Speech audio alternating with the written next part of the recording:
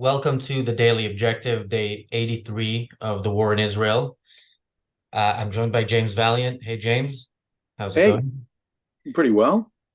So we've spoken on this channel about the United Nations many times. We've spoken about UNRWA. We've spoken about the United Nations, long before this war started, long before the attack of October 7th.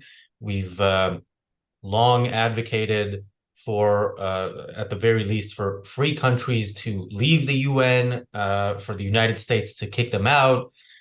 We've also suggested, substitute headquarters for when they evacuate the building on the East River in Manhattan, which is that skyscraper in Pyongyang, the arrow or missile shape or whatever it is that they built as a hotel and didn't know what to do with it, as communists often do. They build it because building something creates jobs, but you know you actually have to do something with it later. This is a great, it kind of it makes the argument for communism if that building is used. So Yeah, anyway, yeah, give them a shot. I say, let them have it. Well, but the yeah, United Nations is a terrible organization, of course. There is no good that it does on this planet. Nothing good, nothing good. As I've described it before, it is really a dictatorship protection racket. And in recent years, and in this context, it is a terrorism protection racket. And this particular organization, UNRWA, the acronym that we have, the United Nations Relief, that it leaves out the for Palestinian part. It should be more like unwrap, because when you unwrap this organization, it is not the big relief organization that they have for refugees and displaced people generally. No, it's a special relief organization just for Palestinians. And it was created in 1949, of course, to handle roughly about 500,000 people who fled or were displaced because of the creation of Israel, in effect. And it was only for those people who fled or were displaced. That was about 500,000 people. Since then, the United Nations has dramatically and illegally, in my mind, expanded the definition of what they consider to be a refugee. Refugees include people who are still there. Now, get that. So, if you've remained in the West Bank or Gaza, you're considered a refugee. Or get this, if you're a descendant, if your great great grandfather was from the area, you're a refugee. If you have dual citizenship from some other country and your family has had it for 2 generations, you're still a refugee. Now, all of that is outside of the UN's own definition of what a refugee is. And yet the United Nations in UNRWA has expanded the definition of what a Palestinian refugee is. So now it includes millions upon millions of people that were never anticipated to be part of the program anyway. Now, since this organization has been around, guess what it has done? We have demonstrable proof that it has employed Hamas terrorists. People affiliated directly and officially with Hamas have been employed by this organization. Two, their facilities have been used to store weapons, to divert aid that is intended for the Palestinian people to terrorist organizations, to extreme Islamic groups like Hamas. And furthermore, schools operated by UNRWA teach vile hatred, racism, despicable anti-Jew propaganda, anti-Semitic, kill the Jews, praising martyrs. The stuff that you can be taught at an UNRWA-funded school in the West Bank or Gaza is about, the good, wonderful thing you can do by being a martyr when you kill Jews. That's the kind of education you can get from an UNRWA subsidized school if they're not employing Hamas terrorists themselves, and if they're not using their facilities to actually help Hamas. All of those things have been proven. So that when what was it? I think it was within the first year of his administration, Donald Trump pulled all American support. And I am not a big Donald Trump fan. I did not vote for Donald Trump. On the other hand, one of the good things he did, it seems to me, is to pull all U.S. support, because U.S. has been by far the big supporter of this UNRWA corruption organization. And Trump said, no, I'll divert it to other, I shouldn't have done this. He said, I'll divert it to other relief organizations, maybe to use the money elsewhere so that we can know where it goes.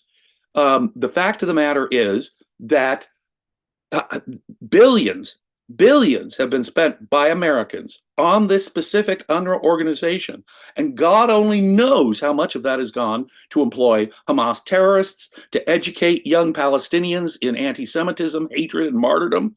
And more than that, how their facilities have been used and the money has been diverted by Hamas. So Trump was right to pull us out. Biden, of course, guess what? Just as he lifts the terrorist designation for the Houthis in Yemen, making them a non-terrorist organization, I guess, so he got us back into UNRWA special. Now, get this: when Biden got the U.S. back into funding UNRWA, guess who complained? The Palestinian Authority, because they said, "Oh, there's too many strings." In fact, the strings Biden put on it, we just want to make sure you don't use it for terrorist activities. Well, that, as far as the Palestinian Authority was concerned, was a violation of international law for Biden returning the funding to even put those strings on it, which shows you just how corrupt this entire organization is. It has done nothing but support this entire policy of supporting things like UNRWA has obviously been counterproductive and has obviously directly led to October 7th. Trump was on the right policy when by removing people in the left in America said, this is going to only cause more terrorism. During Trump's time, you didn't see it. Biden gets back into UNRWA. What do we see a couple of years later? October 7th. So the lefties who are complaining about Trump had it all backwards. Yeah. Now, so the reason we're talking about UNRWA today is a tweet that I saw yesterday, and I'll get into that. I'll read some of it. Just a couple of points. You mentioned that this was, started for the refugees who fled in 1949. Let's remember the reason they fled is because they started a war expecting to wipe Israel off the map hours after it declared independence. That failed, and they fled. Of course, Arabs who stayed became citizens with full rights in Israel. Yeah, as you mentioned, the definition of refugee when it comes to Palestinians is different from the definition of refugees generally, and the reason for that is, of course, because part of the argument, the pro-Palestinian, which really is anti-Israeli argument, is that any peace deal should include the right of return to for the refugees. And that's why it includes the children and grandchildren, because the right of return to Israel, to wherever they fled from, which is now the state of Israel, not including Gaza, not including Judea and Samaria and the West Bank, means the destruction of Israel by vote. So absolutely, that's the reason why these are refugees. And yeah, do you want to say something quickly before I go to the tweet? Yes, and UNRWA specifically fixates on exactly that. The right to return to Israel, the right to return even for great-great-grandchildren, for people who have dual citizenship, for people who never were displaced or fled because of the creation of Israel. So the whole thing is a total corruption. It's a pro-Hamas, pro-terrorism, anti-Israel organization as such. So this tweet I saw yesterday, it's a long tweet. I'm going to read some of it. Actually, it's not that long. It's longer than what a tweet used to be. And Daniel will put it in the live chat and in the description. So if you're watching this, you can also read the tweet yourself. It's by Imtiaz Mahmoud. So it starts, there are 13,000 UNRWA staff in Gaza. That's one UN staff for every 114 refugees in Gaza. Compare that to the largest refugee camp in the world, Cox's Bazar, with only 1,550 UN staff serving 1.24 million refugees. That's one UN staff for every 800 refugees. In comparison, there are 7 times more UN staff serving refugees in the Gaza Strip. It gets worse. There are more UN staff in the Gaza Strip than the total employees of the World Bank, with more than 10,000 employees and over 120 offices worldwide. There are more UN staff in Gaza than in Geneva, 8,500 UN staff, or in New York, 6,400 UN staff. The UN staff in Geneva. Gaza has twice as many UN staff than in New York. That's amazing. Unbelievable. If you have seen the UN headquarters in New York, that's a massive building, and it has less than half the staff that the Think UN about that, has people. in Gaza. UNRWA's got a substantially bigger number of personnel than the UN facilities at Geneva or New York City. Think about that, folks. It's like the UN puts far more of its disproportionate number of its resources towards helping Palestinians than any other cause. Than Yeah. any other cause. Now the next paragraph is pretty much so. It's important. I mean, all of it is important. But UNRWA leverages the UN brand to appeal to casual observers as a team of relatively unbiased international aid workers, when in fact they are a $1 billion a year Palestinian business run by Palestinians and staffed by Palestinians. They need Palestinian refugees to exist. Now, we should add context here, which is, again, Gaza is run by Hamas. Hamas has strengthened their grip over Gaza and over the important, significant operations in Gaza, like the UN. There is no way that UNRWA can operate in a way that Hamas would disapprove of under Hamas rule. So, when you hear about so many UNRWA employees, so many UN employees have died in this operation. Israel attacks UN facilities and so on. It is UN facilities that are run by either Hamas or Hamas-approved Palestinians. It is an organization that is anti-Israel through and through. Of course, the very it employs this UN organ when they talk about these casualties from this UN group. Understand this group employs Hamas. People affiliated directly with Hamas are being paid by the UN to do what they do. They support education, as I say, in their facilities that is anti-Semitic, pro-martyrdom, pro-hatred. Their facilities are used by Hamas. Their facilities are being used by Hamas. So when you hear these numbers of UN people getting killed, allegedly, again, I want real good numbers, and I do not trust Hamas on any of this. But when you hear about this, consider this organization, the hugely disproportionate numbers of UN personnel that are committed and devoted to this cause of the Palestinians, and you consider how this UN organization's facilities are directly used by Hamas. UNRWA is a front for Hamas and Islamic Brotherhood. It really is.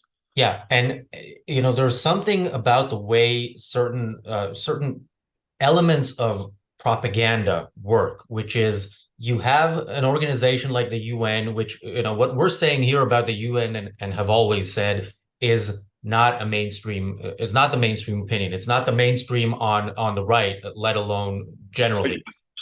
It is a fringe opinion. The idea that the UN, even those who criticize it, think it should be fixed. We spoke. I think one of the episodes we did was when the Czech defense minister said that the Czech Republic should leave the UN because it is a pro-terrorist organization. I thought that was beautiful. I read the whole thing, and my only problem is that it came from the Czech defense minister rather than the president of the United States, the prime minister of the UK, or the prime minister of Israel.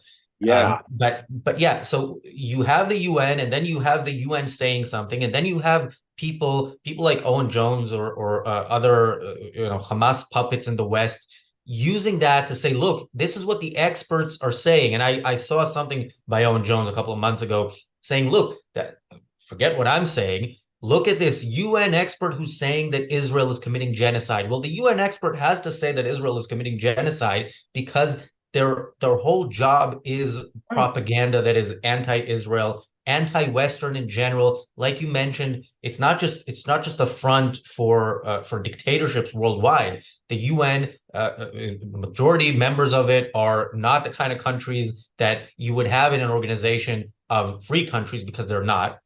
They are dictatorships. Of course, they vote against Israel more than they vote on all other issues combined. And yeah, it legitimizes the absolute worst actors in the world at the expense of free countries and countries defending themselves against these worst actors. I am sickened when I think of the hundreds of millions of American taxpayer dollars that might have gone directly to these terrorists to their facilities, to their personnel, to their evil operations. We have to understand, but you know something? All of that money, as despicable as it is, probably used to support atrocities like October 7th, for all I know. For all I know. It is the moral sanction that the UN gives to these defenders of terrorism and dictatorship that is probably even more deadly in the long run than the material support. And get this, British and American taxpayers have to know that when they support the United Nations, some of that money is directly going to members of Hamas, is directly going to propagandize Palestinian children, is directly being used and diverted by Hamas. Yeah, Your and that, by tax the way, dollars.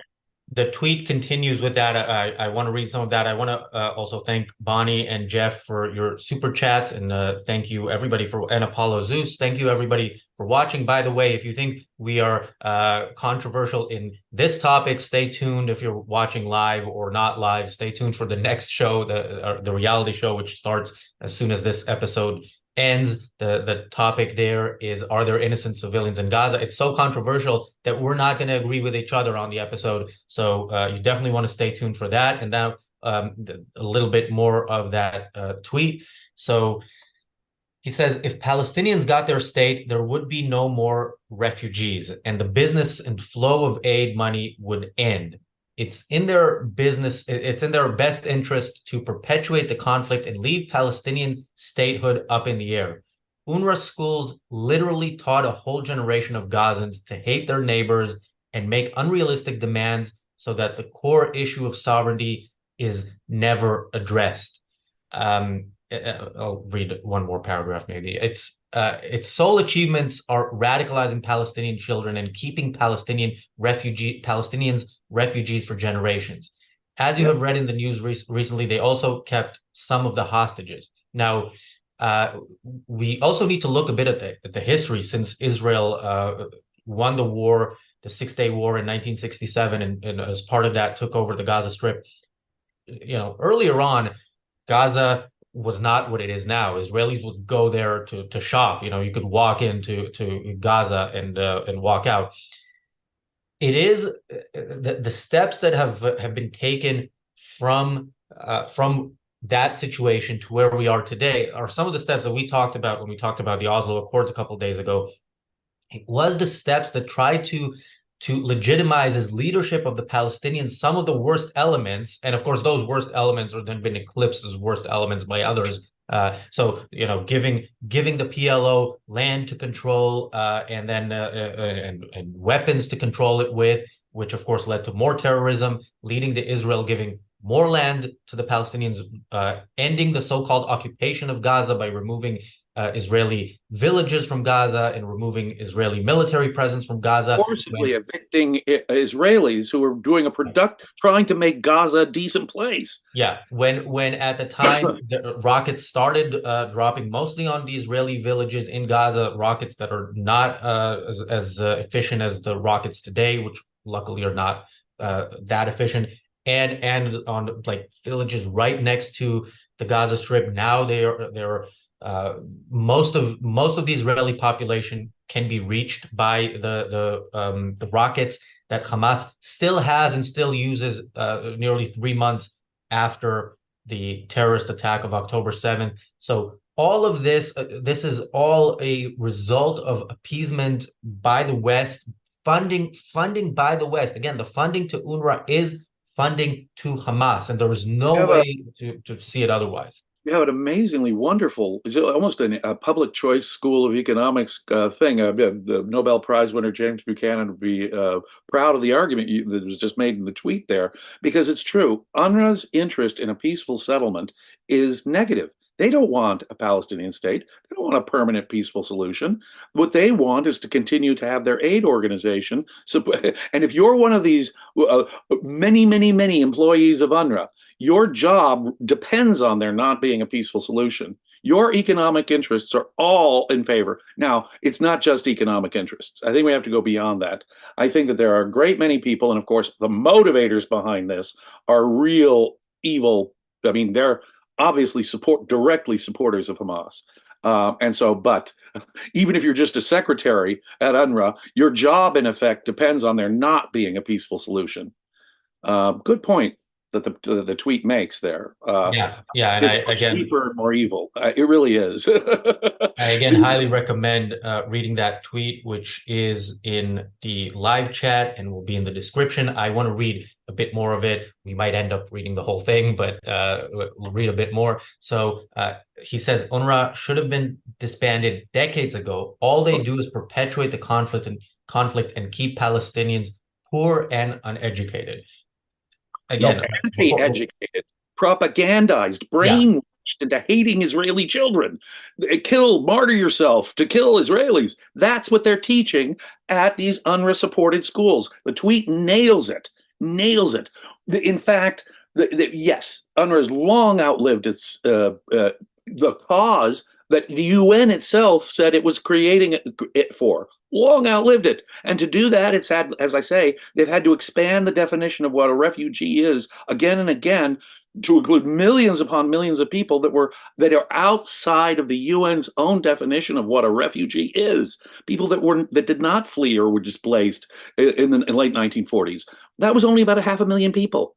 Now it includes great-great-grandchildren, people who were not displaced, people who are still living there, mind you, not refugees at all. yeah, it includes what it needs to include in order to help the cause of eliminating the state of Israel. Now, when he says poor and uneducated, also the poor part is interesting because, yeah, in terms of the number of the amount of aid that goes into Gaza, Gaza, I don't know if this is true today. I would assume it is, but it used to be true, not in the very distant past, that Gaza per capita has the highest amount of aid coming in, humanitarian aid. They are not lacking in funds. It's just that those funds are used to promote their real cause, which is killing Jews and eliminating the state of Israel.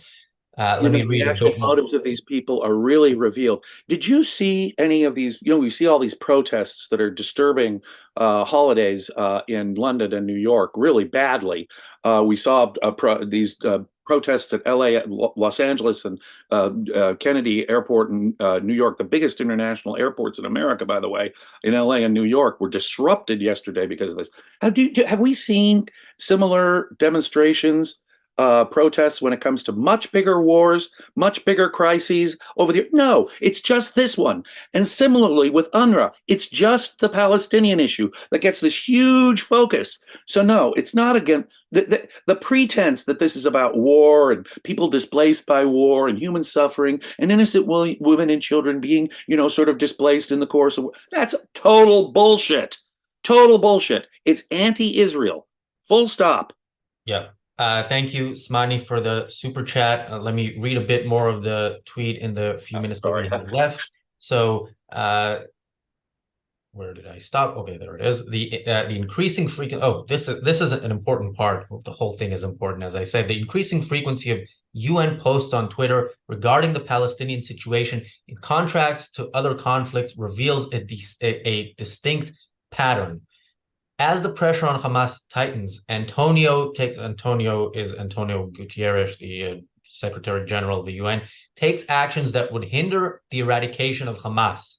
UN agencies are in a campaign against Israel, led by UN women who silently betrayed by turning a blind eye to the mass rape.